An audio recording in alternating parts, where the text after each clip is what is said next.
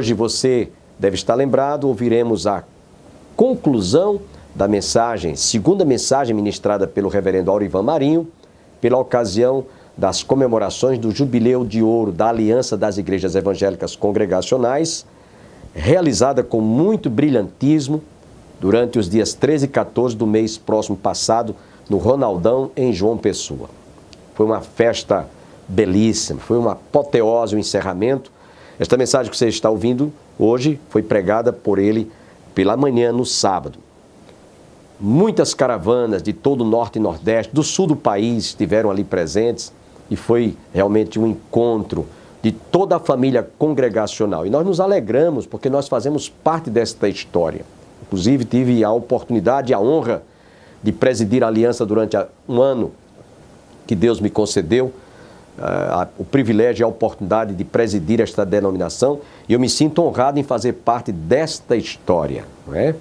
Então, nós vamos ter nesta manhã a oportunidade de ouvir logo mais o reverendo Aurivan Marinho trazendo a conclusão desta segunda mensagem que ele ministrou durante as comemorações do Jubileu de Ouro.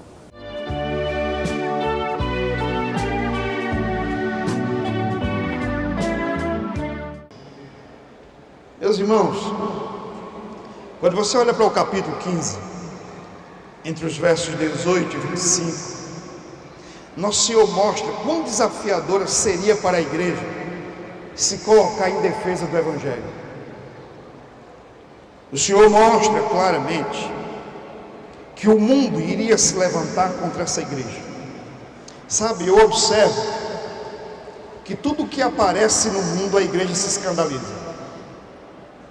Nós precisamos entender que nós não podemos nos escandalizar com o mundo. Tudo que o mundo faz é próprio do seu espírito de mentira e de engano. Eu ficaria preocupado se o mundo estivesse andando de acordo com a igreja, porque se o mundo estivesse andando de acordo com a igreja, pode ter certeza que a igreja estava de acordo com o mundo. O mundo jamais andará de acordo com a igreja, a menos que a igreja decida ser como o mundo. Todas as vezes que o mundo dá sinais de ódio, de rancor e de perseguição pela igreja, é porque o mundo descobriu que o espírito da igreja é outro. E Jesus aqui, nesse capítulo 15, deixa claro que o mundo se levantaria contra a igreja. Porém, por mais escarnecedora, odiosa e ferrenha que seja a oposição do mundo contra a igreja, e por mais que os homens tentem desconstruir a sã doutrina e a verdade sobre a pessoa de Cristo, nós devemos entender uma coisa: a igreja jamais será abalada. Jamais. A verdadeira igreja será preservada. Deus é fiel para manter um remanescente aqui na terra, independente da cultura, da época ou do sistema. Todavia, a igreja não terá que se lançar no mundo confiada em sua própria força. Contanto que para isso, a noiva de Cristo esteja alicerçada no testemunho do Espírito Santo. A igreja será assistida por um advogado que o mundo não conhece. Observe, porém, que esse não é um espírito qualquer, não é um advogado qualquer. Trata-se do Espírito de Cristo, que Ele enviará da parte do Pai. E essa é a promessa. A igreja receberá o Espírito Santo.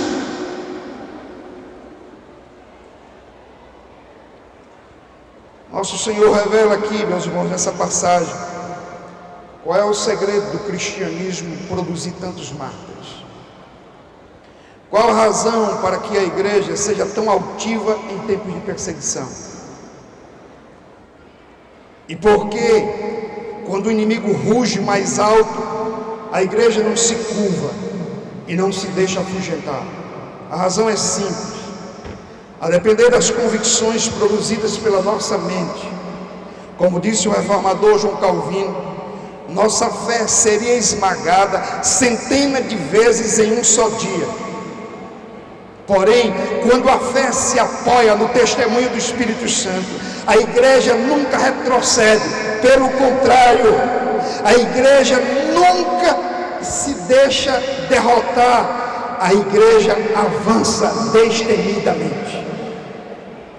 Há 3 verdades fundamentais que envolvem o testemunho, um testemunho, a fim de que ele seja aceito.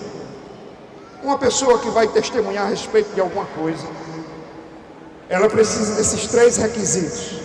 Ouçam isso com atenção. A primeira é que ela precisa ter consciência dos fatos e narrá-los de maneira fidedigna e de acordo com a experiência que ela teve com aquele fato. Caso contrário, ela será tida como uma testemunha mentirosa. A segunda é que a testemunha tire a sua própria conclusão com base naquilo que ela pôde observar. Você pode ver que todas as vezes que uma testemunha está sendo inquirida, os advogados tentam ver o que é que aquela testemunha concluiu com base naquilo que ela viu. E a terceira é que a testemunha tenha a devida convicção e compromisso de tornar isso público e persuadir outros de que está dizendo a verdade. Eu pergunto, quem melhor poderia fazer isso senão o Espírito Santo? Quem melhor poderia fazer isso senão os apóstolos? É por isso que o texto diz no verso 26, aqui do capítulo 15, que o Espírito Santo daria testemunho acerca de Cristo, e também os apóstolos, porque estiveram com Cristo desde o início. Enquanto aqueles homens se levantaram, depois do dia de Pentecostes, ou seja, logo após a descida do Espírito Santo, ninguém poderia detê-los. Eles tinham consciência dos fatos que estavam dizendo. Eles sabiam que era verdade. Jesus havia morrido, mas Jesus havia ressuscitado pelo poder do Espírito Santo. E eles tinham capacidade de conduzir outros, persuadir outros, claro, pelo testemunho do Espírito Santo. Portanto, o que está sendo dito aqui é que o testemunho do Espírito Santo e o testemunho da igreja convergem para uma só coisa: é anunciar Cristo, é proclamar a Cristo, é persuadir o mundo de que Cristo é o Senhor e Salvador. Aí você pode perguntar, mas de que maneira isso se aplica para nós? Afinal de contas, nós não andamos com Cristo, nós não estivemos com Cristo. É simples, nós não estivemos com os apóstolos nem com Cristo, mas nós estamos firmados sobre a doutrina dos apóstolos, e o mesmo Espírito Santo que operou em Cristo e que operou naqueles apóstolos, opera na igreja no século 21. Nós podemos dar testemunho acerca de Cristo, e foi isso que Jesus disse: recebereis poder ao descer sobre vós o Espírito Santo, e ser-me-eis testemunha. Jerusalém, Judeia, Samaria e até os confins da terra. Quando Paulo escreve à igreja de Corinto, ele diz: olha, o segredo do meu testemunho aí foi o Espírito Santo. Ele diz isso no capítulo 2, versículo 12. Não temos recebido o Espírito do mundo, mas sim o Espírito que vem de Deus, a fim de compreendermos as coisas que nos foram dadas gratuitamente por Deus. Também falamos, diz ele no verso 13, falamos dessas coisas não com palavras ensinadas pela sabedoria humana, mas com palavras ensinadas pelo Espírito Santo, comparando coisas espirituais com espirituais. Ele está dizendo: quando eu estive aí, eu preguei o Evangelho da cruz. Vocês tiveram o testemunho externo, a pregação da verdade, mas não só isso, o Espírito Santo, Ele operou no coração de vocês, e vocês sabem que eu não preguei outro Evangelho senão o Evangelho da cruz, e foi esse Evangelho que o Espírito Santo usou para persuadir.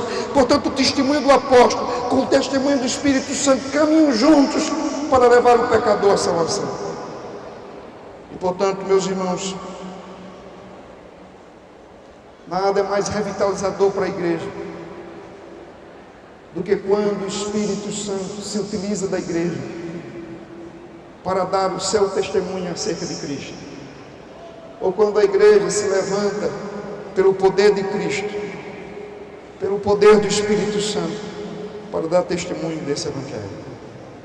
Em Lucas 24, quando os discípulos estavam no caminho de Emaús, o Senhor começou a conversar com eles, e eles mal podiam entender que o Cristo que havia morrido agora estava ressuscitado ao lado deles. Mas uma coisa acontece: enquanto Jesus estava ali falando com eles, o Espírito Santo fazia o coração deles arder, e posteriormente os olhos se abriram e eles viram que Jesus estava vivo e ressurreto. Nós vamos pregar o Evangelho, o Espírito Santo vai dar testemunho, o coração dos pecadores vão arder, os olhos vão abrir e eles vão perceber que Jesus está vivo, Jesus ressuscitou, Jesus é Senhor, Jesus é Salvador, e a igreja será revitalizada. Terceiro lugar, a igreja é revitalizada quando em seu ofício o Espírito Santo opera a conversão dos pecadores. Isso aqui está no capítulo 16, a partir do verso 17, do verso 7. Todavia digo-vos a verdade, é para o vosso benefício que eu vou. Se eu não for, o Consolador não virá a vós, mas se eu for, o enviarei. E quando ele vier, convencerá o mundo do pecado, da justiça e do juízo.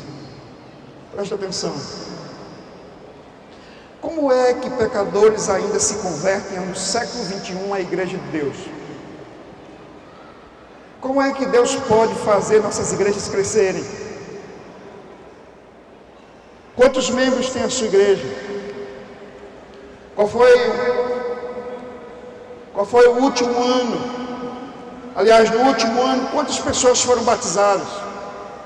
Vamos pensar nisso. De que maneira pecadores ainda se convertem genuinamente e são salvos? São os nossos métodos? É a eloquência do nosso discurso? É a elaboração bem feita dos nossos sermões? O que é que produz conversão? São os atrativos litúrgicos que nós colocamos para atrair o pecador? O que é que produz conversão? O texto diz que o Espírito Santo viria e ele revitalizaria a igreja. Sabe por quê? Porque ele transformaria pedras em filhos de Abraão. Ele pegaria aqueles que lutam contra a igreja. Pega o exemplo de Saulo de Tarso. Ele converteria, e aqueles que são contra a igreja seriam filhos da igreja, filhos do Deus da igreja. E é isso que está aqui no verso de número 7, quando diz: todavia digo-vos a verdade, é para o vosso benefício que eu vou. Se eu não for, o Consolador não virá a vós, mas se eu for, eu o enviarei. O Senhor está dizendo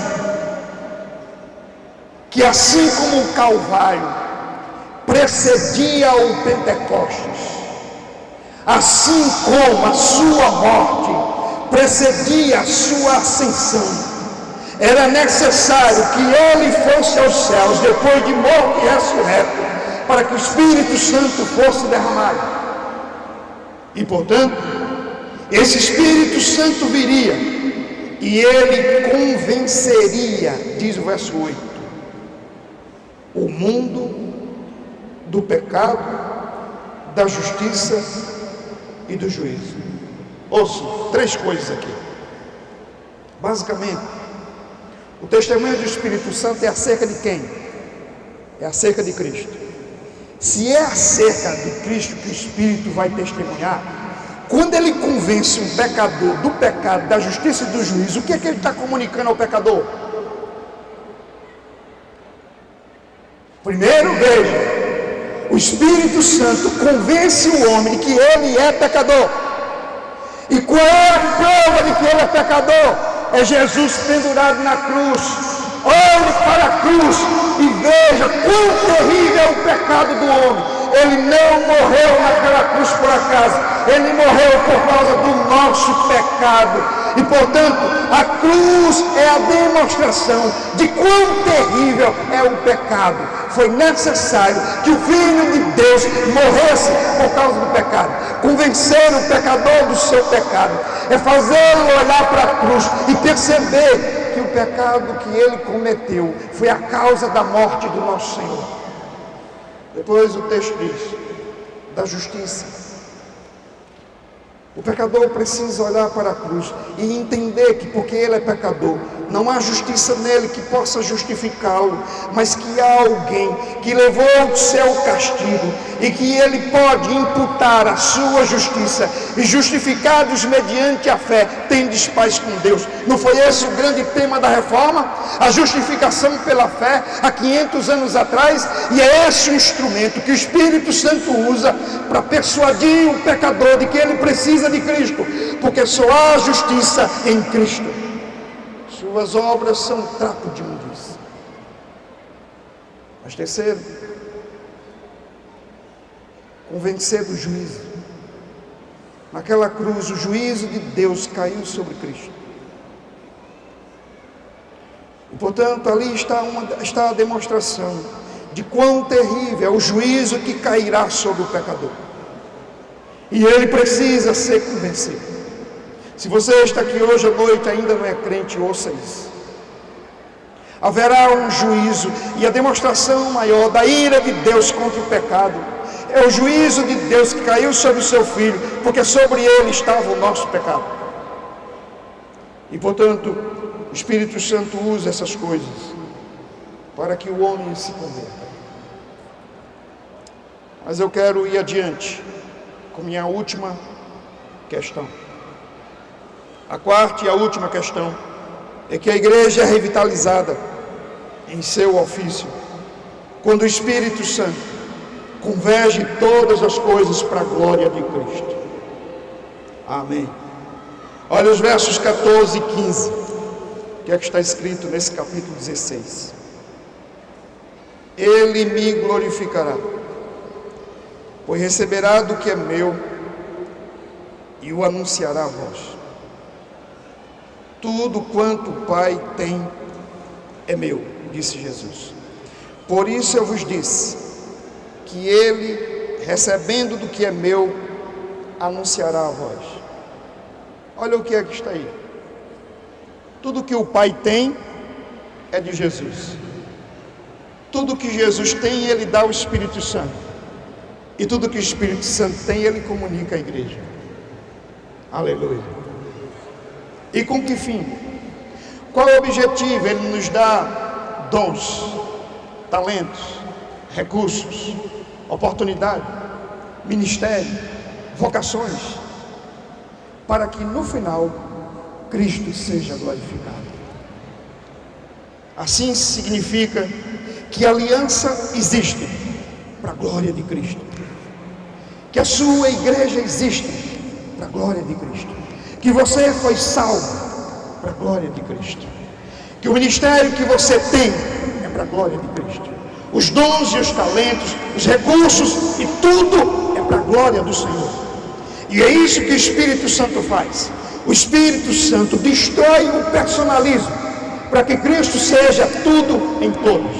O verdadeiro carisma é o Espírito Santo quem tem, e portanto a glória é de Deus, a glória do Espírito Santo. E por isso nós devemos ter todo o cuidado de entender que homem nenhum merece louvor, ministério nenhum merece louvor, denominação nenhuma merece louvor, nada é um fim em si mesmo, tudo é um meio que o Espírito Santo quer convergir para a glória de Cristo. Quando ele vier, ele não colocará o nome do pastor na frente da igreja. Quando ele vier, ele apontará para a cruz e dirá que o Cristo morto e ressuscitado é digno de toda a honra, de toda a glória e de todo o louvor. E quando nós olhamos no dia de Pentecostes e o Espírito Santo foi derramado ali, o que aconteceu é que Cristo foi exaltado, é que Cristo foi enaltecido, é que Cristo foi glorificado. Meus irmãos, eu não creio em obra do Espírito que enaltece o homem mais do que a Cristo. Eu não acredito. Eu acredito que o Senhor da glória não concede sua glória a outro. Como saber se alguém eficazmente está cheio do Espírito Santo? Certamente será, irmãos, se esse alguém é movido pela vontade do Espírito. E uma vez controlado pela vontade do Espírito, Cristo será o tudo da sua vida. Pois se é fato que o Espírito não nos leva para além de Cristo, Ele também não nos leva para a margem de Cristo, não nos deixa à margem de Cristo. Concluo dizendo o seguinte: na primeira carta de João, esse mesmo João que escreveu o Evangelho, ele tem um problema, um problemaço. A heresia do gnosticismo entrou na igreja. E dentre outras coisas, eles estão destruindo a doutrina de Cristo. E consequentemente, a doutrina da salvação. De que maneira João pretende combater aquele problema? Qual a capacidade de enfrentamento da igreja diante daquela seita maligna? Ele diz o seguinte no capítulo 2 da sua carta, e o versículo 20: ora, vós tendes a unção da parte do Santo, e todos tendes conhecimento. Quem é o mentiroso, senão aquele que nega que Jesus é o Cristo? Esse mesmo é o anticristo, e esse que nega o Pai e o Filho, diz o verso 22. No verso 27 ele diz assim: quanto a vós, a unção que dele recebestes, mantém-se em vós, e não tendes necessidade de que alguém vos ensine, mas a unção que vem dele é verdadeira, não é baseada na mentira, e vos ensina a respeito de todas as coisas. Permanecei nele, assim como ela vos ensinou. João aqui está dizendo duas coisas. Primeiro, quem tem o Espírito Santo, ou seja, a unção aqui chamado carisma, tem o conhecimento. Que conhecimento? O conhecimento acerca de Cristo. E quem tem esse Espírito Santo vai permanecer com esse conhecimento, porque o Espírito Santo permanece. Não é uma unção que vai e vem, não é um Espírito que vem e se retira. O Espírito Santo foi dado para permanecer na vida da igreja. Isso significa dizer que a igreja sempre poderá bater de frente com toda a heresia, porque ela tem o conhecimento. O conhecimento é o conhecimento da verdade, é o conhecimento sobre Cristo, e com esse conhecimento a igreja vai prevalecer. Vós tendes a unção, vós tendes o conhecimento, vós sabeis quem é Cristo, ao contrário dos falsos profetas que negam a Cristo. Esses são do anticristo, mas vós sois de Cristo, porque tendes o Espírito Santo. De que maneira a igreja pode ser revitalizada?